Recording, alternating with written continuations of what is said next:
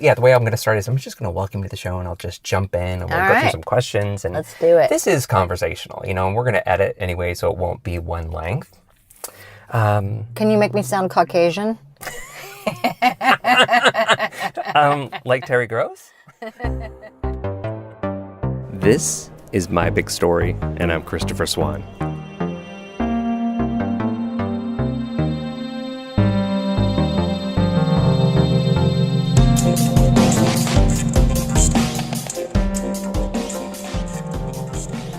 I just arrived in LA.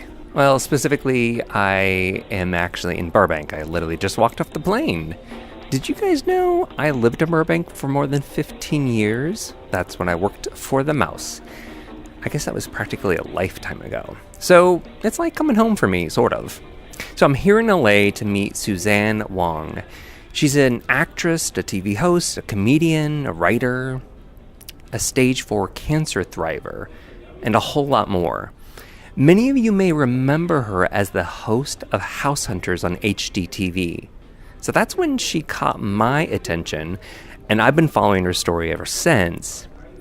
And also, this is a perfect example of my curiosity taking over. I always talk about how curious I really am. Well, when she left House Hunters, I thought, oh wait, what happened to this woman? So I was on a hunt. I literally was tracking her down online, and I was just like, well, I don't, what'd you do? That's when I realized Suzanne had cancer. I thought, wow, I mean, that's horrible news. I mean, I didn't know her, but I just felt bad. So over the years, I kind of checked her website to see what she was going on, what she was doing. I was just curious. I had no real insights into her life, clearly. But I watched her continue on, thriving through it, and still working on a career. And I thought, that takes something special. So recently, after watching a recent YouTube video of Suzanne sharing her cancer story and the participation in the Body Joy Project, I was hooked again. I thought, who is this woman and what's she doing? Her story was super interesting. It's been going on for years. She's been in entertainment for so long. I thought, there's something about her. I want to hear about how things have evolved for her. How do you get through stage 4 cancer 3 times and survive? And as I heard more about her story and just looked at more of her body of work, I just knew how to contact her. So I reached out to her, and she and I have been communicating for the last couple months now. Actually, it's been a great joy, and I've learned some more about her. Before we jump into this interview, I want to tell you one more thing. I'm interviewing Suzanne in her car. Well, that's because Suzanne now has her own podcast called Love Stop that she records from a car. And well, we both thought it was fitting to do the same today.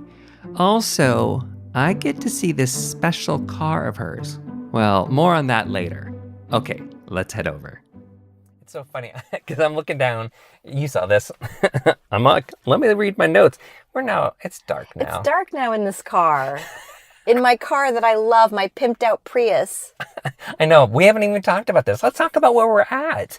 So we are in the parking lot of Hugos Restaurant, which was a big part of my journey back to health when I was diagnosed with cancer.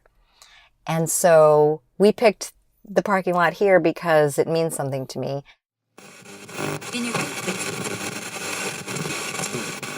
Let's go back a little bit and then just talk about entertainment, because you've been in this world for quite a long time. Yeah. And I'm going to use entertainment generically because it's, actress, comedian, all these different things that you're doing.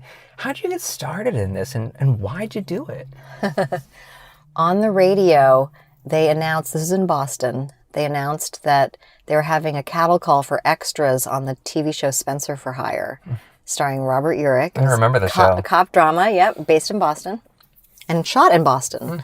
And while I was watching the whole thing and like a sponge, couldn't believe how many hundreds of people were involved in one scene for a television show. There was all this equipment and all these crew people and all these people in the background. And anyway, at one point, this man who sort of reminded me of Charles Durning in The Sting, he comes up to me, and he's a character actor, and he's probably in his mid-40s at the time, and he says, "Hi, I'm Arnie. Who are you?" And I said, "Hi, I'm Suzanne." And he says, "How come I haven't seen you around?"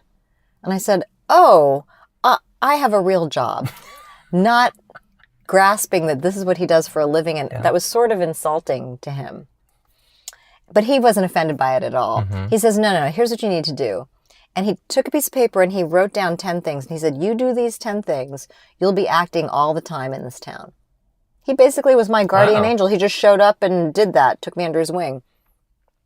So I did those 10 things starting the next day. And within 1 month, I had quit my job and I was in Screen Actors Guild. And I started making my living as an actor, because here's what he knew.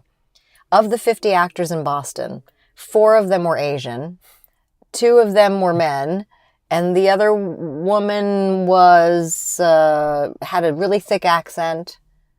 He just knew that when it came to anything that would be cast in Boston where they wanted diversity, that to have an intelligent, articulate, Asian, attractive woman would be perfect. What was attractive to you after he told you these 10 things? I mean, what triggered it? It said, you know what, I can do these 10 things, or you know what, I'm more interested in trying what this looks like. Yes, because I've always been somebody interested in variety and adventure. So I moved around a lot as a kid. A lot of people in the entertainment industry are military brats because when you move around a lot as a kid, you're always the new kid in school. And instead of resisting change, I embraced it. It was fun. We moved around. I went to 7 different elementary schools. I was born in Virginia. We moved to San Francisco. We moved to Honolulu. We moved to Cambridge, Massachusetts. We moved back to Virginia. So change was in your blood at that point. Change was in my blood, and variety and adventure. Yeah, I think adventure is the key word here, because it's not change. Like a lot of us think of change as like, oh, that's bad. It's fun. Let's do it. Yeah, it's adventure. So I could see. So it was almost like an adventure trigger. Plus, I loved watching television shows and watching movies and going to plays and listening to music, and to be on the other end of it, creating it, that seemed fun. Most of it was commercials and industrials where, of course, they want diversity. You're booking these things, and it just starts to getting get you where that, right? But I did have a panic attack, sort of, because not a literal one. But I realized that everything else in my life had been linear, meaning you get straight A's and you go to Yale, and then you do well at Yale and you go to graduate school at Brown, and you do well at Brown and then you get a good job, and sort of like that. And when it came to acting, I was making money as a professional actor and I had never taken a class. So I felt a bit illegitimate and nervous. So obviously I was flying by the seat of my pants and using my natural talent, but I felt that it was very important. One of the things that Arnie wrote on that sheet was study the craft. So I started taking acting classes and eventually got to the point where I felt that my your skills craft, matched what I was getting paid to do. And I have a big passion about not only nurturing my own creativity, but nurturing it in others. So I've been teaching this workshop for artists called The Playing Field for years and years now. And it's once a week here in LA. And the premise of it is to give a safe, sacred space for anyone to come and stretch and grow and explore and try things in a non-judgmental environment. And you can do anything. So you can act or dance or bring your writing or sing or tell jokes or give a talk or whatever you want to do, however it comes out. And that, to be a midwife for other people's creativity, to be someone who blows on the embers of what they've brought and turn it into a fire that expresses their unique, authentic soul, is really exciting to me. And calling it The Playing Field, the word play is in it, so there's a spirit of play. And I'm a sports person, so I like analogies that have to do with a wide open field where you think, in the sports metaphor, you could bring any sort of equipment out onto the field and play any sport. And that's what we're doing when it comes to art. And there's also this great Rumi quote, out beyond all ideas of wrongdoing and right doing, there is a field. I'll meet you there. It just makes me emotional. The idea that there's a field that's beyond ideas of wrongdoing and right doing, meaning when people come to the playing field and they bring what they've brought to share, I'm not going to say that was right or that was wrong. All I'm going to do is help you and encourage you with whatever that is. Make that the best version of it that it can be. That's it. Was that always in you to want to help, like to blow on those embers and to help people? Or is that maybe through the years of experience? I think that's always been in me. And I was precocious. I skipped 2 grades, so I was always 2 years younger than the people around me. And yet I think they would still come to me for advice. So I think I'm an old soul, and I think that's always been in me. And because education's so important in my family and in my culture, I think that the aspect of teaching has always appealed to me. So many teachers have had a huge impact on me, and so the idea of teaching is a wonderful thing too. Sure. And then there's that Maya Angelou quote, "There is no greater agony than bearing an untold story inside of you." And so your podcast is called My Big Story, and it's just about, you obviously share the passion for encouraging people to tell their stories and to tell your own story, because everyone has many stories from their lives that have shaped who they are and that other people can learn from, that can illuminate and uplift humanity or be cautionary tales. I walked down this path that wasn't so great. Let me tell you about it. I feel like you should do the PR for my show, because you've just labeled it out. Before I came over here, I actually was writing out a little bit more my origin story, the why I did this. And it's exactly what you just said, you know? I also believe that the opposite of war is not peace, because the opposite of destruction is not stasis. The opposite of destruction is creation. So the opposite of war is art. And just at a time when people want to cut arts programs left and right as if they're unnecessary, and to me, there is nothing more necessary. Why would people want to live without any sort of art? It just doesn't make sense to me. It's the short-sightedness. I don't know if everybody has that connection. For us to feed our souls with music and painting and sculpture and dance and singing and acting, I mean, that's what keeps people going. Absolutely. I don't understand. And I think that if you want world peace, think globally but act locally. And the way to have your own peace is to make sure that your soul is expressing itself, that your story is being told, that your creativity is being nurtured. That's how you can have your own individual peace. And if everyone is doing that, that's how you get world peace. It's so interesting you say that. I had this conversation with, I think it was my mother initially, right after Trump was voted in. Oy. And so many people that didn't vote for him were feeling frustrated, but also feeling lost. They didn't know what to do. And my mom says to me, first of all, she'd probably kind of hate that I'm quoting all this about her, but she said to me, I don't know what to do. Like, I can't affect that change. I can't affect him. And I thought, you're right, you can't. We have to start locally, but what does that mean as well? I think we need those connectors to help do all that. I think people forget that it starts with us. Just start small. Yes. And when we all start small, it'll grow and it will connect. And I think that it's funny you would bring up Trump, because obviously that's on everybody's minds since the election. And instead of just demonizing him and acting like he's the problem and he just needs to be impeached and everything is fixed, I think it's such a it's such a deeper problem than that. And I liken Donald Trump to a malignant stage 4 tumor in the heart of America. And it's systemic. And it means that there is the shadow side of humanity is being represented right now. And the only way to deal with it on a systemic level is for us each to confront where Donald Trump exists inside of us, our own shadows, our own demons, and really confront that and work on it and forgive and heal and let go and release whatever that is. And that's the only way to, I think, work locally and start with yourself, because you can impeach Trump and then you have Pence, and then you can get rid of Pence, and there's the entire administration, the infection goes, it's in the blood, it's in the bone marrow. I don't think they're the problem. They're just the symptom. Right. It's the symptom of all. And it's a wake-up call. It is. And it's an opportunity for us to really take a hard look at everything. Mm-hmm. And it's sort of thrown the covers off of all of this horror. And it's a great opportunity. I feel like we are giving birth to a new version of the human race. And the people that are here now have chosen to be here for this. And I think it's a very exciting thing.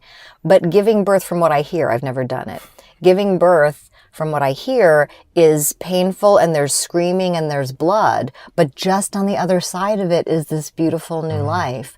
And I feel like we are in the labor pains right now. Mm-hmm. And we need to hang in there and push through and individually do what we need to give birth to a new, more awesome version of ourselves. Yeah. And one of the ways to do that is to speak your truth. I'm actually thrilled with the whole Harvey Weinstein Me Too campaign, where women are really starting to speak their truth, women and men, and minors speaking their truth and throwing the covers off of that too. It's just that I think you're right. It's an evolution for us. I love this birth metaphor that you came up with. Doesn't it feel like that? It feels very traumatizing right now, which it feels when you're in labor screaming for 24 hours or however long it is. Yep. We're in the middle of it. Absolutely. We got super deep really fast, by the way. Did you notice that? I'm like, I love this. I'm like, oh yeah, I could talk to you forever about this stuff.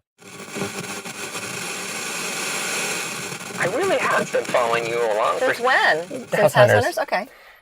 Something about you just caught my attention when I thought, and then when you were gone, I thought, oh, this show's not the same. I really was like, this show is... you and my mom. She agrees with you. I was like, it's just narrated now. Not the same. And at one point I had discovered that you had cancer, and I thought, and I connected the dots a little bit. Because it was in my website. Yes, because I think you had written something about it, and you were doing a stand-up. And yeah. And so, and I can't remember all the details, but that, I was like, this is horrible. Did you assume that that's why I left House Hunters? Because that is not why I left House Hunters. Yeah, I think that probably was my assumption. Mind if I turn the air on? No, I don't mind at all. Is that going to affect the audio? I don't think so. Oh, uh-oh. Yeah, we can hear a little bit of it, but I think it's okay for now. It'll be the ambiance of because in the car. We're in a car. Hello, people, we're in a car. We're in a car. Because I do want to talk about also your multiple experiences with cancer. And right, because I'm an Asian overachiever. I can't just do that once. Again. I did it 3 times. And not just stage 0 or 1, stage 4. Boom. Drop the mic. Because a lot of people don't come back from that. And no. And I know that we smile. People don't come back from one of those episodes. And we can laugh at that kind of stuff. But the truth is, that's a big deal. And I actually saw this as it's not just something you experience, but I think that was a evolving moment for you, or I would imagine it is. Oh, huge. Based on even things that we've talked about with lifestyle and the things that you eat. And going back to, we're sitting in the Hugos parking lot because this played an important part, as you said, to, back to health. And I read something, and I saw this in an interview with you as well. You talk about being a cancer thriver. Thriver, yeah. I don't like the word survivor, to be honest. I don't either, because it feels very victimish. Survivor feels like I am barely hanging on by a thread to life, and that is not what I'm doing. Yeah. I am kicking the shit out of it and taking names. Yeah. I'm living it to the fullest and loving every minute of it. I'm so stubborn with these lessons that apparently it took not once, not twice, but 3 times getting this breast cancer and having it go to stage 4. So this is how humbled I needed to be to throw pride and ego out the window and ask for help. I was stage 4.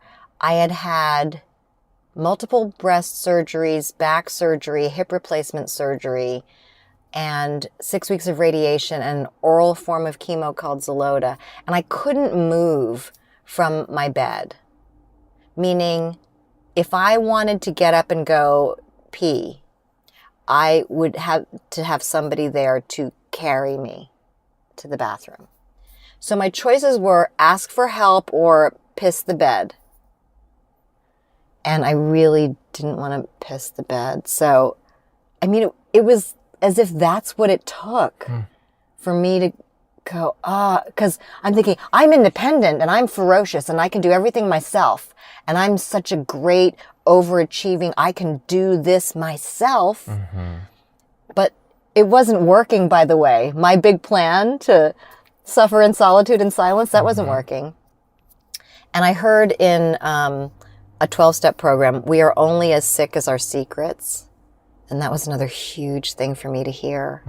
Because in Asian culture, at least in my experience, it is considered tacky and low class and disgusting to air your dirty laundry in public and let anybody know that you're not doing well. That's for private. You don't talk about that. That's gross. You just put oh no, everything perfect, everything fine. I'm very healthy, don't worry. Very healthy, very happy. And that was not serving me. You don't see a lot of Asians in therapy or support groups or 12-step programs because that would be admitting that you need help and you're not doing well. And that's a shame.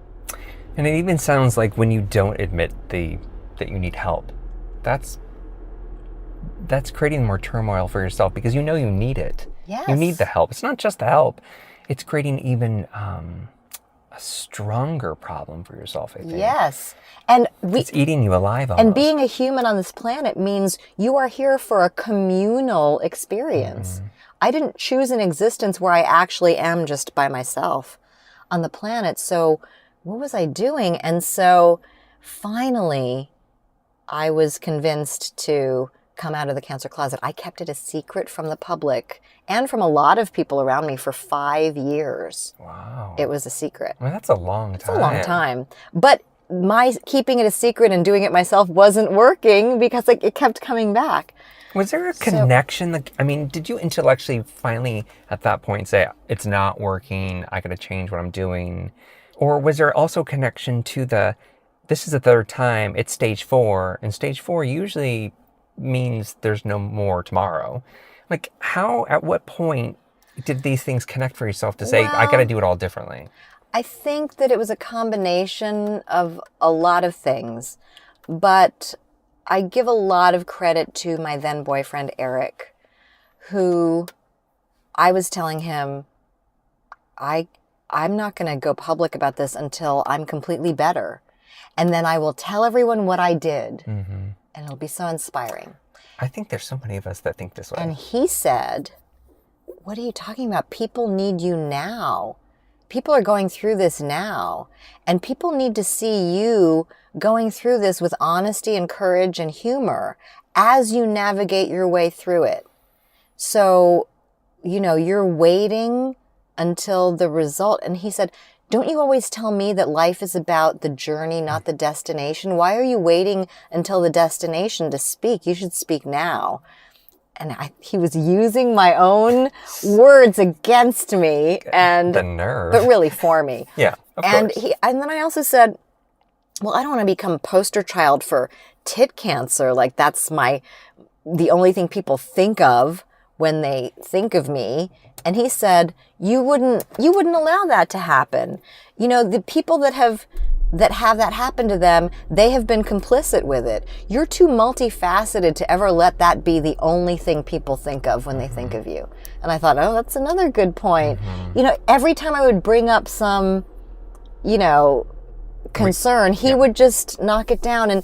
And so it was really after that I ended up doing a press release and an NBC News interview, and I went on Facebook, and that was probably the hugest thing, was to post about it on Facebook. And I think my initial post got 2,000 likes and comments and stuff where people just, I think also when you're a celebrity, people really are stunned when you're just going to talk about stuff and not act like you have this perfect celebrity life. You just normalize and say, this is what's going on with me. And I received such a tsunami of love and support from family members, friends, actual friends, Facebook friends, and fans from all over the world. And my house used to be this private sanctuary, and I never wanted anyone to come over because as a celebrity, my life is so public and filled with people that I would come home and I would just want it to be just me. Yes. Yeah. And it turned into, after I went public, it turned into Grand Central Love Station, where at any given moment there might be 10 people in my house, family members, friends, bringing over food, singing me a song or doing an interpretive dance for me, or bringing over a funny movie, or reading to me from a book, or scrubbing the floors, or walking my dog, it was incredible. And at first it was so hard for me. It was almost unbearable to receive this because I had spent my whole life giving, and it felt so strange to just slow down and stay still and just receive it. And I was nervous that I didn't want to burden people. That's another big thing that people go through. I don't want to burden anybody. I don't want to be some pathetic charity case. And my friends came over, and instead of saying, ugh, this is so annoying and we're resentful and doing it begrudgingly, they would say, finally. And I'd say, what do you mean? And they'd say, you've been gypping us out of half of a friendship. And I would say, what? And they'd say, when we're not doing well, we tell you, and you rush in and you love us back to life. When you're not doing well, you don't tell anybody. And we don't get to have the experience of reciprocating and rushing in and loving you back to life. You've been gypping us out of that. And I never thought of it that way before. I thought I was doing them a favor. It's interesting because you've almost had this reflection, this new perspective on multiple fronts sent back to you. So it was like this giant learning. Yes.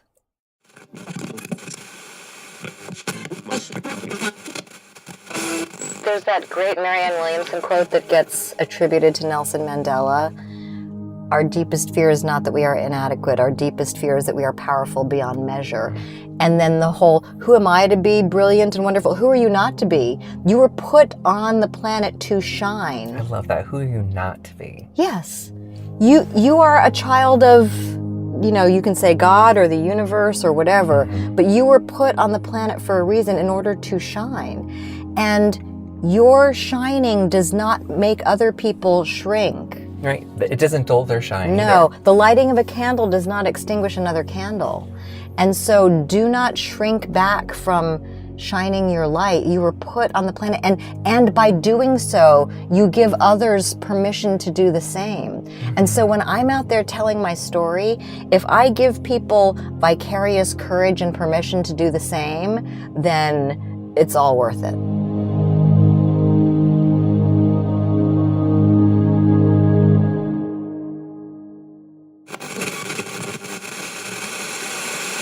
Suzanne, this has been amazing. We've spent so much more time together, and my producer will love this because he gets to edit it all. Yay, so Nick. Does that mean all of this greatness is not going to end up on the show? Not everything, no, because we reduce God it down. damn it! I love that we worked through all of that stuff, and we're here sitting in the parking lot in your car, Yay! Just like your podcast. It's so nice to finally meet you and talk to you. I feel like I know you. Likewise.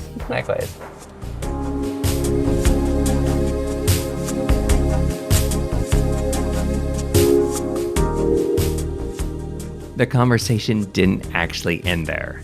Suzanne and I finally got out of the car and went inside of Hugos for dinner. So early in our conversation, Suzanne mentioned Hugos was a meaningful place in her journey back to health after being diagnosed with cancer. You see, Suzanne changed everything about her connection to food and what she consumed, and that was a big part of her thriving. And Hugos' approach to food and health supported her in that journey. So it was really special for me to have dinner there together. Now, if you want to see more about our day and learn more about Suzanne, head over to mybigstory.show and check out Suzanne's episode page. I've included pictures we took, a video of Suzanne sharing her Body Joy Project story, and that's not to be missed, a link to her podcast, Love Stop, and a couple other surprises. Now, if you want to come along with me on my adventure and see more pictures and stories as I meet all of these amazing, unique people, then you should follow me on Instagram and Twitter at @MeChristopher and on Facebook as The Christopher Swan. If you enjoyed this extra fancy production on this episode, well, that was done through the magical powers of Podcast Monster. Now let's talk about me. If you're feeling like giving a little love to this creative, I'd love a review on iTunes or wherever you listen to podcasts. It helps people find this show and they get to hear these stories. This wasn't just an interview with Suzanne. It was also a chance for me to see this bright yellow pimped out Prius Suzanne had told me all about. Many years ago, I decided I wanted to buy a Prius, but I thought they were so ugly. And so I thought... Like the car only a mother could love? Like yeah, that sort of... I just thought it was so ugly. And so I thought, how can I make this better? I'm Christopher Swan, and this is my big story.